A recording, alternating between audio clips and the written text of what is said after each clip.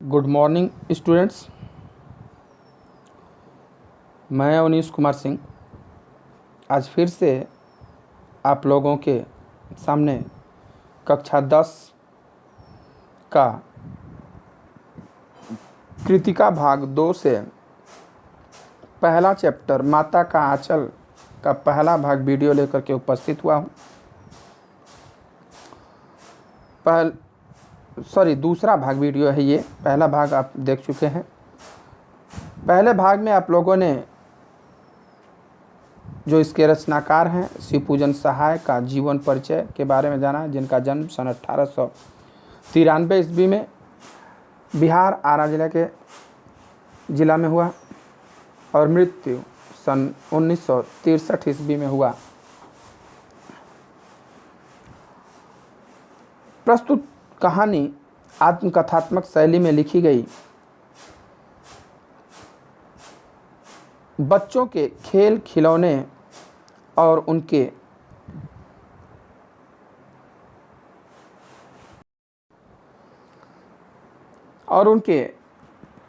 पारंपरिक तौर तरीकों के बारे में वर्णन किया गया है। पहले भाग में आपने देखा कि किस प्रकार से बालक भोलानाथ अपने पिता के साथ खाता है, पिता के साथ सोता है, पिता के साथ ही ज़्यादा समय बिताता है, माँ के साथ सिर्फ खाने तक का नाता है। एक कहावत कहा गया है कि जहाँ बच्चों का संग वहाँ बाजे मृदंग, जहाँ बुढ़ों का संग वहाँ खर्ची का तंग। अर्थात जहाँ बच्चे इकट्ठे होंगे वहाँ पर किसी भी प्रकार की कोई उदासी नहीं होगी, कोई चिंता नहीं होता है, कोई तनाव नहीं होता है। और जहाँ बूढ़े होते हैं वहाँ चिंता होता है, तनाव होता है, उदासी होता है। पहले भाग में आपने यहाँ तक देखा था कि जब वो खाना खाने बैठते थे अपने पिताजी के साथ ही, तो उनकी माँ उन्हें पीतल की कटोरी में या फूल की कटोरी में गोरस यानी कि दूध और भात सान करके दे देती हैं फूल के कटोरे में। और पिताजी खिलाते हैं। खा करके जब वो अफड़ जाते हैं यानी कि खूब मन भर जाता है, तो वह जो है कि माँ कहती है कि आप लोगों को बच्चों को खिलाने नहीं आता है, मर्दुए क्या जाने बच्चों को कैसे खिलाया जाए, नहीं आदमी लोग क्या जाने। इस प्रकार से वो कहती खिलाइए, मैं खिलाती हूँ। और फिर उसको थाली में दूध भात सानती हैं और बड़े बड़े कौर बनाती हैं। कौवा, तोता, मैना, बिल्ली, कुत्ता के नाम पर बनाती हैं और कहती हैं कि जल्दी से खा जाओ, नहीं तो तोता उड़ जाएगा। और उस तोता को उड़ने से पहले ही ये उसे उड़ा जाते थे, यानी चट कर जाते थे, खा जाते थे। यहाँ तक पहले भाग में आप लोगों ने देखा है। आज हम बता रहे हैं कि जब हम सब बनावटी चिड़ियों को चट कर जाते थे, तब बाबूजी कहने लगते, अच्छा अब तुम राजा हो, जाओ खेलो। यानी कि सुबह नहा धो लिए, पूजा पाठ भी हो गया, खाना खा लिए, तो पिताजी कहते थे कि अब तुम राजा बाबू हो गए, अब तुम जाके खेलो। बस हम उठकर उछलने कूदने लगते थे। फिर रस्सी से बंधा हुआ काठ का घोड़ा लेकर नंग धड़ंग बाहर गली में निकल जाते थे।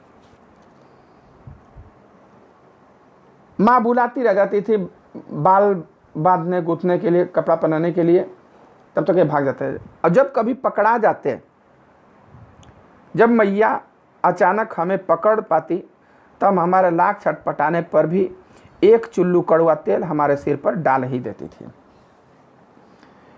एक चुल्लू कड़वा तेल मतलब कि एक हाथ को आप बटोरिए और जितना उसमें तेल आ जाए उतना कड़वा तेल अर्थात सरसों का तेल सर पर पूरा बोथ देते थे, यानी कि लगा देते थे। हम रोने लगते और बाबूजी उस पर बिगड़ खड़े होते। जब वो तेल पकड़ करके लगाती खूब चतर चतर, तो ये रोने लगते हैं। और जब ये रोने लगते तो पिताजी माँ पर बिगड़ जाते, क्या करती हो, बच्चे को रुलाती रहती हो। पर वह हमारे सिर में तेल बोत कर ही हमें और उपट कर छोड़ती थी। पूरा बोत यानी कि सरसों का तेल से सराबोर कर देती और उपट कर यानी हाथ पैर शरीर मालिश करके ही छोड़ते थे। फिर हमारी नाभि और लीलार में काजल की बिंदी लगाकर चोटी गूंथती और उसके बाद बाल कंघी करती और इनके नाभि में और लीलार पर काजल का टीका लगाती ताकि बच्चे को नज़र न लगे।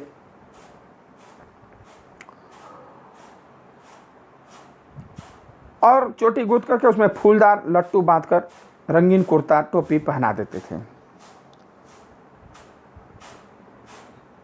हम खासे कन्हैया बनकर बाबूजी की गोद में सिसकते सिसकते बाहर आते थे।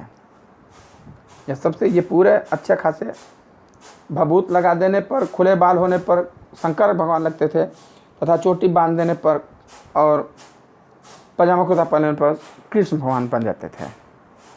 ये रोते रहते थे, पिताजी गोद में उठा करके बाहर लाते थे। बाहर आते ही हमारी बाट जोहने वाला बालकों का एक झुंड मिल जाता था। बाट जोहने वाले के इंतजार करने वाला, बाट जोहना मतलब इंतजार करना। इनके इंतजार करने वाले इनके जो साथी थे वो सब बाहर खड़े रहते थे और उन्हें ये देखते ही सिसकना भूलकर बाबूजी के गोद से उतर पड़ते और अपने हमजोलियों के दल में मिलकर तमाशे करने लगते। तमाशे यानी खेल करने लगते। ये उन्हें देखकर सिसकना क्यों भूल जाते थे? ये अपने हमजोलियों को देख करके सिसकना क्यों भूल जाते थे? इसके दो कारण होंगे। पहला कि उनको देख करके खेलने की खुशी हो गई और हम उस खुशी के कारण सिसकना भूल गए। दूसरा मनोवैज्ञानिक कारण कि हम अपने समूह में अगर रोते हैं तो लोग हमको रो तोड़ू बोलेंगे, रो रहा है, भोलानाथ रो रहा है, चिढ़ाने लगेंगे। इस कारण भी हम रोना बंद कर देते हैं। वो रोना बंद कर देता है और खेल शुरू कर देता है। खेल भी ऐसे वैसे नहीं, तरह तरह के नाटक, विभिन्न प्रकार के नाटक। कभी रामलीला कर रहे हैं, कभी कृष्ण की लीला कर रहे हैं, कभी राजा रानी का खेल खेल रहे हैं, तो विभिन्न प्रकार के नाटक करते थे लोग। नाटक जो होता था तो अब उसके लिए चबूतरे का एक कोना ही नाटक घर बनता था।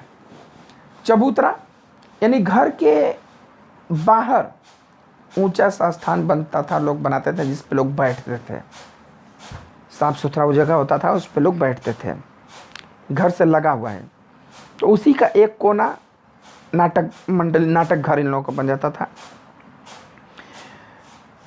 बाबूजी जिस छोटी चौकी पर बैठकर नहाते थे वही रंगमंच बनती थी।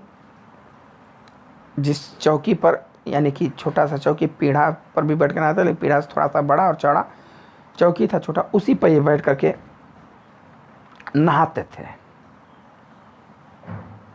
उसी पर बैठ करके नहाते थे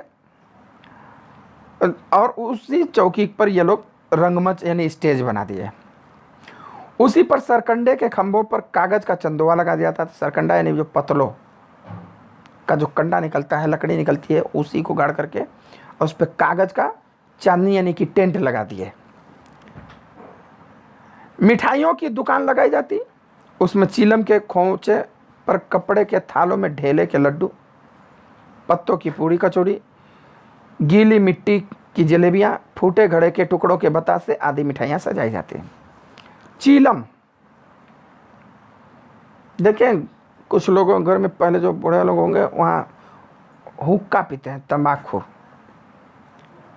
और चीलम आप देख लेंगे जहाँ लोग मरते हैं तो जो टिकटी लगती है उस टिकटी में चारों कोने पे चीलम लगता है जिसमें आग जला जाता, 10 आग जला जाता है, उसको चीलम कहते हैं। एक चीलम तो वो जो गांजा लोग पीते हैं वो भी चीलम होता है, लेकिन ये एक्चुअली चीलम है। जैसे कि आप लोग देखें फुटपाथ पर जो मूंगफली वगैरह बेचते हैं तो सब एक डमरू के आकार का स्टैंड लिए रहते हैं सब, डमरू के आकार का स्टैंड लिए रहते हैं। तो उसी स्टैंड पर उसी, अब वहाँ पर डमरू नहीं है तो वही चीलम का स्टैंड बना देते थे, उस पर कागज़ रख करके उस पर जो है कि ढेले का मिठाई बन रहा है, जो घड़ा फूट जाता है उसके जो छोटे छोटे टुकड़े वो बतासा बन जाता है, गीली मिट्टी की जलेबी बनाते हैं, इत्यादि विभिन्न प्रकार की मिठाइयाँ बनाते हैं। ठीकरों के बटखरे यानी कि छोटे छोटे जो कंकड़ पत्थर होते हैं उनके बटखरे बनते और जस्ते के छोटे छोटे टुकड़ों के पैसे बनते। जस्ता यानी टीन, अब देखेंगे जस्ता यानी टीन, टीन के छोटे छोटे टुकड़े उसके पैसे बनते थे। हम ही लोग खरीदार और हम ही लोग दुकानदार, खुद वही खरीदते थे, कोई खरीद रहा है कोई बेच रहा है। बाबूजी भी 2-4 गोरखपुरी पैसे खरीद लेते थे, इन्हीं लोग बीच उनके पिताजी भी आते थे और 2-4 गोरखपुरी पैसे यानी कि वही पैसे जस्तों वाला, देख भाई भोलानाथ हमको भी मिठाई दो, हमको भी बतासे दो, हमको भी लड्डू दो। तो बाबूजी जब इनके आ जाते तो वो खेल खत्म हो जाता, समझ लीजिए। थोड़ी देर में मिठाई की दुकान बढ़ाकर हम लोग घरौंदा बनाते थे। अब थोड़ी देर बाद मिठाई की दुकान अब मिटा दिए, उसके बाद अब घर घर बनाएंगे, बिल्डिंग बनाएंगे। तो दातून के खंभे, अब धूल की मेड़ की दीवार बनती, तिनकों का छप्पर यानी घास फूस का उस पर छप्पर, दातून के खंभे जो नीम का लकड़ी होता है दातून जिसको करते हैं उसी का खंभा बन गया। दिया सलाई की पेटियों के किवाड़, माचिस की डिब्बी का दरवाज़ा बन गया। घड़े के मोखड़े की चूल्हा चक्की, जो घड़ा होता है फूट जाता है उसका जो मोखड़ा होता है, मुंह होता है, उसका चूल्हा बना दिए। दिए की कढ़ाई बन गई और बाबूजी की पूजा वाली आचमनी कलछी बन जाती थी। कलछी यानी कलछुल। आचमनी अब लोग देखते होंगे जहाँ पूजा वूजा लोग कराते हैं तो आचमनी नहीं होता, पंडित जी आम के पल्लों से पानी फेंकते हैं, छिड़कते हैं। और कई कई घरों में लोग वो फूल या पीतल का छोटी सी कलछुल चम्मच टाइप का होता है, उसको आचमनी बोलते हैं। वो आचमनी इनको कलछुल का काम करता है।